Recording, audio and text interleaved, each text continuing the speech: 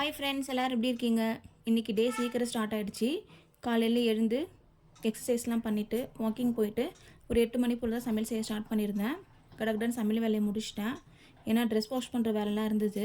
அதனால் சீக்கிரமாக செய்யலாம் அப்படின்னு சொல்லிட்டு காலையில் செஞ்சுட்டேன். இன்றைக்கி சாப்பாடு வந்து முள்ளங்கி சாம்பார், உருளைக்கிழங்கு பொரியல், கோஸ் பொரியல் பண்ணியிருந்தேன். சாமிலாம் கும்பிட்டுட்டு சாப்பிட்டுட்டு அதுக்கப்புறம் தான் ட்ரெஸ் வாஷ் பண்ண போயிருந்தேன். ஒரு 11 o'clock போல் தான் ட்ரெஸ் வாஷ் பண்ணியிருந்தேன். ட்ரெஸ் வாஷ் பண்ணிட்டு துணியெல்லாம் காய வச்சுட்டு அதுக்கப்புறம் ஒரு 11:30 போல் ஆப்பிள் மட்டும் கட் பண்ணி சாப்பிட்டேன். ரொம்ப பசியாக இருக்குன்னு சொல்லிட்டு டெய்லியும் 12 o'clock போல் ஒரு ஜூஸ் போட்டு குடிச்சிருவேன். இன்றைக்கி ரொம்ப டயர்டாக இருந்ததுனால ஆப்பிள் மட்டும் கட் பண்ணி சாப்பிட்டேன்.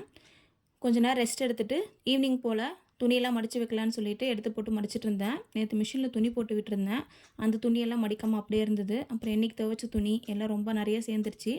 சரி, டிவி பார்த்துட்டே சாமி பாட்டு போட்டு விட்டுட்டு துணியெல்லாம் மடித்து வச்சிட்டேன். உங்களுக்கு இந்த வீடியோ பிடிச்சிருந்தா லைக் பண்ணுங்கள், சப்ஸ்கிரைப் பண்ணுங்கள். நெக்ஸ்ட் வீடியோவில் பார்க்கலாம். பாய்.